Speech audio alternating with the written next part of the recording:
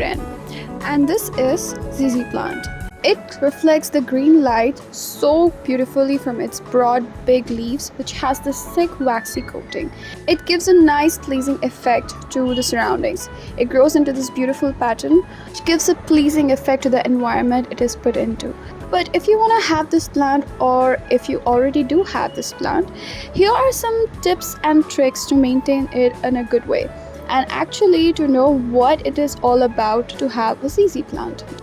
The first things first, I want to start this video by telling the ZZ plant is a succulent plant, by which I means it stores water in its sturdy stem and its beautiful thick coated leaves. The clips here shown is actually showing you how the new branches rise from this plant. You can see that the new leaves coming out of its roots might look fragile, but they're quite stiff and quite sturdy. There are also several ways to propagate this plant, which I'd be talking in the next part of the video.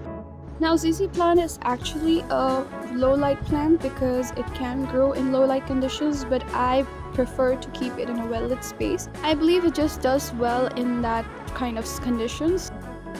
The second tip is to actually deadhead the plant, meaning remove the dead parts of the plant. This will allow the circulation of air, which actually promotes cooling of leaf lamina and hence sunburns, and this also helps in turn to have much bigger and broader leaves, which in turn comes with a surprise of resistance to pest infection. So it is really important that you have a good circulation of air around the areas of leaves, the stem, in order to maintain your plant overall health. Now, once all the dead parts of the plant are chopped off, let's talk about its leaves. Its leaves have this affinity towards dust. That means it can just have a decent amount of dust accumulated over it. So I try use a very dry tissue paper or a cloth, piece of cloth, anything would work, but not water or anything like lemon juice. That would just not help you actually remove the dust, so keep that in mind. Next thing I want to talk about is the soil. It has a very decent requirements, like enough amount of coco peat mixed with enough amount of cud or the organic compost and some red soil. It likes very well drained soil, so I must brag that enough, because as soon as the water starts accumulating in its roots, the stems become extremely soggy, can be killed very easily. So you have to be really particular about having well drained soil, like I'm showing here in this clip.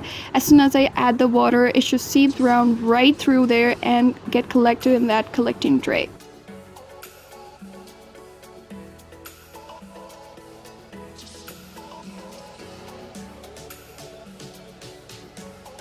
One good thing about collecting trays is that you don't have to worry about watering your plant right inside the house, because one, it'll collect, and two, you can actually give the water to any other plants in the vicinity. If you aren't careful, things can go messy. I would like to also mention that not cutting out the scene right in front of you. Now, once our ZZ plant is all watered down, now you can see it's blooming. It has this fresh breeze towards it because of the clean stems. Collecting tray will do the rest of the work by collecting furthermore water left out in the pot, so you don't really have to worry about it. Finally, let's talk about propagating this plant. So you can just get any kind of jar. This is my coffee mug, which is actually having a crack. You could use anything similar to this, or a plastic jar would also be fine. Adding our plain tap water into the mug first.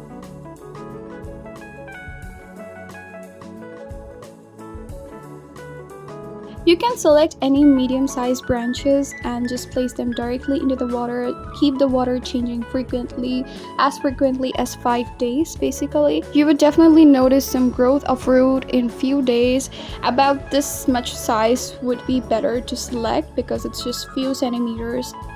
I mean, it's good to go to have some roots and some new ZZ plants in your house. This branch that you can see here actually was left out the whole night without water because my brother accidentally slipped the mug over and it fell out. But yeah, I scraped some of its roots and placed it directly into the water again, and it was good to go. This plant is quite sturdy, so you don't really need to worry about it if that happens once in a while. Just place them in water, scrape some roots, and you're good to go. It will definitely have that circulation of water in itself, so it can be just revived back to life that way. And here's another branch. It is more taller than the previous one. It has this nice little root, and it is a bit more taller, like slightly taller. It has a couple of more leaves than the previous one. And I had high hopes for this, but not the smaller one, but actually both of them rooted, and I'm so happy.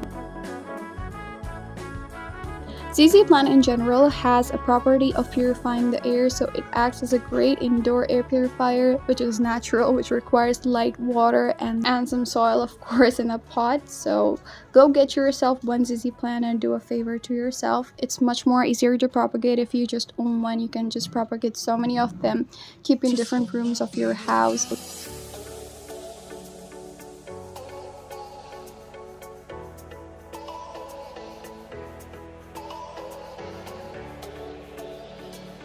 I actually happen to keep the water growing ones in my hall on a table where there are a few wire supplies on the table, and it just grows really well. The area is well lit, and it also has a partner growing right beside it, which is this money plant in a bottle. I mean, definitely everyone has done this, and I still do it, and no shame in that. The mother plant, however, is in my balcony in a very well lit area where there is abundance of sun, probably about 1 to 2 hours of sun, because I thought that would be just perfect for the ZZ plant to actually have this beautiful new growth. Now I shall take my depart, and yes, thanks for watching.